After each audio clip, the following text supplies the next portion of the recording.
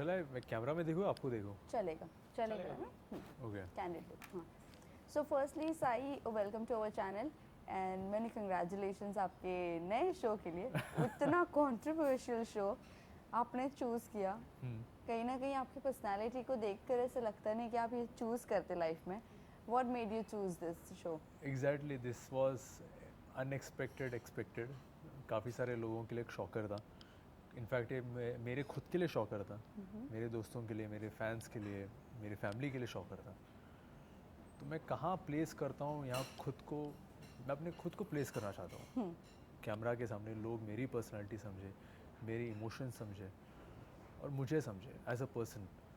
क्योंकि लोगों ने कभी सारे मेरे कैरेक्टर्स ही देखे और इस बार मैं चाहता हूँ कि मैं कुछ अलग करूँ अपने लिए. क्योंकि मैंने इतना एक्टिंग किया है, कैरेक्टर्स मैंने निभाया. Of course by God's grace में इन फ्यूचर भी ढेर सारा काम करूँगा, ढेर सारे नए नए कैरेक्टर्स लेकर आऊँगा. लेकिन इस बार मैं चाहता हूँ कि कुछ अलग करूँ, something different for myself as an experiment, और मेरे लोगों के लिए भी जो मुझे फॉलो करते हैं, जो मेरी फैमिली है, दोस्तों हैं, मेरे फैंस के लिए कुछ अलग करूँ. और उसके साथ साथ जैसे ऑडियंस जो होती है ना, टीवी ऑडियंस, जो वेब सीरीज़ का ऑडियंस, उसके अलावा there is a reality show audience. जो बिग बॉस की ऑडियंस है, बहुत बड़ी ऑडियंस है. इतने सालों से मतलब बिग बॉस आ रहा है, टीवी में आ रहा है, अभी OTT में भी आ रहा है. तो I want to tap in those audience also. मैं चाहता हूँ कि वो लोग भी मुझे पहचाने. So this is the reasons why I want to be there in Bigg Boss. Well, ये भी जानना चाहेंगे आपने OTT ही चूज़ क्यों किया? व्हाई नॉट नेशनल टेलीविजन वाला बिग बॉस?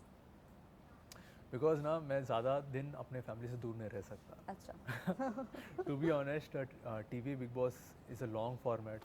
कभी कभी तीन महीने चलता है, 4 महीने चलता है, काफ़ी एक्सटेंड होता है.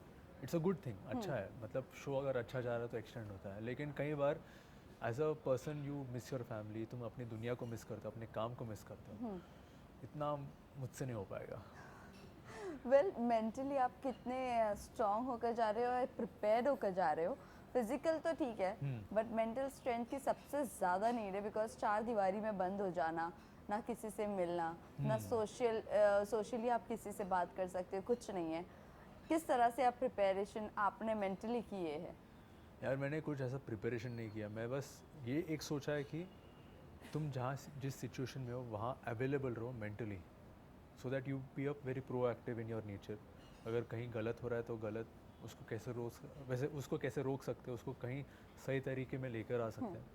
ये मेरा मुद्दा है, दैट्स इट. और मैं अपनी पर्सनैलिटी को बाहर लेकर आना चाहता हूँ. और फिर वो चाहे बोरिंग हो या ना हो, ऑफ कोर्स मैं चाहूँगा कि लोग मेरी पर्सनैलिटी को पसंद करें, उसके हिसाब से मैं काम भी करूँगा. लेकिन देखते हैं. साई, यहाँ पर काफ़ी लोग आके गए. 17 एक तो सीज़न नेशनल टेलीविज़न पर हुआ, ये सीज़न 3 है. कई ज़्यादा कंटेस्टेंट्स आए, लेकिन पिछले अगर मैं बिग बॉस की बात करूँ, लोग एक दूसरे को कॉपी कर रहे थे. और वही सीज़न OTT की बात करूँ, बहुत रॉ लोग आए थे. So what you have to say, like जो कॉपी करता है, तो इस बार तो टोटली बदला हुआ बिग बॉस होने वाला है और टोटली कॉन्सेप्ट भी अलग है. सो इस चीज़ को लेकर आप कितने प्रिपेयर हो कि आप अपनी पर्सनैलिटी बताने में कहीं ये ना हो जाए कि एग्रेशन आपका ज़्यादा दिखने लग जाए? एग्रेशन, तुम पहले सिचुएशन में समझो. और मैं लॉजिक लेकर आता हूँ, हर सिचुएशन में लॉजिक लेकर आता हूँ और उसके हिसाब से मैं खेलता हूँ. बाहर भी, कहीं ज़िंदगी में भी, life in real life also मैं वैसे ही बात करता हूँ. लेकिन एग्रेशन भी आना चाहिए, क्योंकि it's not aggression, it's about all the emotions. अगर सारे इमोशंस तुम में नहीं है तो तुम इंसान नहीं हो, तुम कुछ और हो. तो इंसान में सारे इमोशंस होते ही है. तो सिचुएशन के हिसाब से रिएक्ट करता है वो. और कहीं आपको पसंद नहीं आ रहा तो पसंद नहीं आ रहा, तो अपना मुद्दा सामने रखते हो. मैं भी अपना मुद्दा सामने रखूँगा. जी. हाँ, अगर सही लग रहा है तो सही लग रहा है. लेकिन उस घर में कोई मुद्दा ही सामने नहीं रखता है, यही तो बात है. कहीं का कहीं चलता रहता है. हाँ, कहीं का कहीं चलता रहता है, कहीं कुछ भी बात करते रहता है. बस उठाने के लिए कुछ भी या दिखाने के लिए कुछ भी. कैसे डील करोगे उन लोगों से जो फेक बनकर और सिर्फ फॉलोअर्स के नाम से आएंगे घर में? और इस बार हमने देखा है कि वो डॉली चाय वाला, दिल्ली की वड़ा पाव वाली ये सब आ रहे हैं. बीइंग अ एक्टर, एक अपनी लाइफ में बहुत ज़्यादा चेंजेस आ जाती है, पर्सनालिटी में भी चेंजेस आ जाती है, रहन सहन में चेंजेस आ जाती है. आप उन लोगों से कैसे डील करोगे जब वो आपकी पर्सनैलिटी के साथ सूट या वाइब नहीं करेंगे?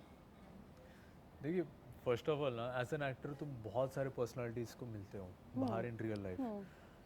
तो ये क्वेश्चन ना it should be vice versa also कि वो लोग मुझे कैसे डाइजेस्ट करेंगे। ऐसा नहीं कि राइट। मैं उनको कैसे डाइजेस्ट करूँगा, ऐसा नहीं। It should be like this also कि वो लोग मुझे कैसे लेंगे करेक्ट। In person. ये एक है। एंड सेकेंड ये है कि जो भी इंसान अंदर आता है वो अपने मेहनत पर आ रहा है, अपने हार्डवर्क पर आ रहा है। अभी चाहे वो चाय वाला हो या कोई ठेले पर वड़ा पाव बेच रहा है, सो उनकी मेहनत है, उनका बहुत सारा काम उन पर गया है। And I really appreciate that, क्योंकि एज एन एक्टर मैंने जितना काम किया खुद पर, मेरे प्रोजेक्ट्स पर, मेरे कैरेक्टर पर, उन्होंने भी उतना ही काम किया, बस उनका काम थोड़ा अलग है। लेकिन उन्होंने भी काफ़ी कुछ अकम्प्लिश किया है। जैसे कि बिल गेट्स डॉली चाय वाले के पास आए तो उनका यस। हुआ था, वो कोलैबोरेशन हुआ था। आई रियली अप्रिशिएट दैट यार। It's a good, it's a big thing for that. मैं अगर कहीं कल अगर सच में डॉली चाय वाला अंदर आ रहा है तो सबसे पहले मैं इसके ऊपर बात करना चाहूँगा कि भाई तुमने कैसे अकम्प्लिश किया ये सब। इट्स गुड थिंग, अच्छी बात की तुमने। वेल इसी के साथ साथ घर के काम की मैं बात करूं, एक वो कौन सा काम है जो आप नहीं करना चाहोगे घर में? क्योंकि हमने जब आप और भी कंटेस्टेंट जा रहे हैं, हमने जिसके साथ इंटरव्यू किया विशाल के साथ, उन्होंने क्लियरली बोल दिया मैं बाथरूम की ड्यूटी ज़रा भी नहीं करूँगा चाहे कितना भी झगड़ा हो जाए। व्हाट यू हैव टू से ऑन दैट? आप कौन सी ड्यूटी नहीं करना पसंद करोगे? मैं तो सारी ड्यूटीज़ निभा लूँगा, मुझे कोई प्रॉब्लम नहीं है।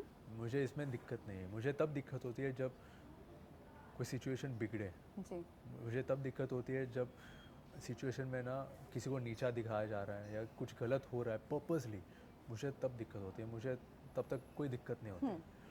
और कमिंग टू द रिस्पॉन्सिबिलिटीज़, सारे लोगों को सारी रिस्पॉन्सिबिलिटीज़ निभानी चाहिए, क्योंकि वो बिग बॉस हाउस है।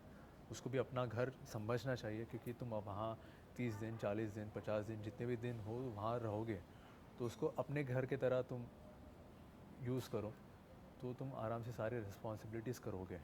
और उसके साथ साथ घर के सारे मेंबर्स रिस्पॉन्सिबिलिटीज़ निभा रहे हैं, तो तुम्हें भी निभाना चाहिए। वेल फ्रेंड्स और फैमिली का अगर रिएक्शन की बात करूँ, क्योंकि क्या होता है ना, कुछ लोग नाम बनाकर भी निकलते तो कुछ बदनाम होकर भी अंदर से निकलते हैं, तो इनका रिएक्शन ये मुद्दों को लेकर क्या था? बदनाम तो कोई होता नहीं है, वो बस गेम के हिसाब से होता है। और बाहर इतनी आने के बाद कंट्रोवर्सी जो आपकी रियलिटी आ जाती है एकदम पूरे प्लेटफॉर्म पर, उसको लेकर मैं बात करें, स्पेशली टॉकिंग अबाउट मुनव्वर, जिस तरह से उनकी हर चीज़ें बाहर आ गई थी, और कुछ लोग फेम लेने भी आ जाते हैं आप लोगों के नाम से। व्हाट यू हैव टू से ऑन दैट? अपने मतलब खुद के अपने अपने होते हैं, मतलब नेगेटिव्स भी होते हैं, पॉजिटिव्स भी होते हैं, लेकिन कोई बदनाम नहीं होता। अगर कोई मुझे नीचा दिखा रहा है तो मैं ये बोलूँगा कि मुझे तुम नीचा नहीं दिखा सकते, क्योंकि मेरे पास इतने सारे पॉइंट्स हैं और यहाँ सब सही है। इट्स नॉट अबाउट मुनव्वर और any other contestant. Munawar is a fantastic personality, what I feel. शायद उसकी अपनी खुद की पर्सनल लाइफ है, लेकिन पर्सनल लाइफ होती है, उसे क्या करना है मैं उस पर या कोई और उसके ऊपर टोक नहीं सकता। वेल इसी के साथ साथ हमने अगर पिछले मैं कंटेस्टेंट्स की बात करूं ओटीटी की, आपका फेवरेट कंटेस्टेंट कौन रहा है? किसने एकदम तगड़ा गेम खेला है? आज सिद्धार्थ शुक्ला। OTT, सिद्धार्थ not अच्छा ओटीटी में, yes. ओटीटी में फुकरा इंसान। Your favourite? या ही इज़ माई फेवरेट, मुझे लगता है, because he has handled the situations very subtly. काफ़ी अच्छा उसने परफॉर्म किया है, तो he has done a good job. Okay. Well आपके कोई फ्रेंड से किसी से आपने कुछ टिप्स वगैरह लिए हो घर में जाने के लिए कि किस तरह का माहौल होता है कुछ? वेल मेंटली तो वो आपको प्रिपेयर नहीं कर सकते, बट देन टू घर में किस तरह का माहौल होता है? Anything else? मैं ना बहुत ब्लंट इंसान हूँ, जो मेरे मन में रहता है ना सीधा बोल देता हूँ। ऑफकोर्स मैं कैलकुलेट भी करता हूँ कि सामने वाला क्या सोचेगा, क्या समझेगा, लेकिन मैं कोशिश करता हूँ कि ब्लंट रहूँ। और ये चीज़ है ना, सामने वाले को कभी कभी उनको लगता है कि मैं गलत बोल रहा हूँ, तो they take it in a negative manner. तो मेरे दोस्तों ने कहा है, स्पेशली शिवांगी खेड़कर, उसने कहा है कि तुम ज़्यादा ब्लंट मत रहना, थोड़ा तुम सटली हैंडल करना सिचुएशन को। मैंने बोला ठीक है, I do it. Well lastly जाते जाते आप फैंस एंड व्यूवर्स को क्या कहना चाहोगे? बस ढेर सारा प्यार देना। आपने मेरे सारे कैरेक्टर्स को मुझे बहुत प्यार दिया है, जितने भी कैरेक्टर्स मैंने निभाया बहुत प्यार दिया है, तो वैसे ही प्यार मुझे बिग बॉस में देना। Thank you. Thank you.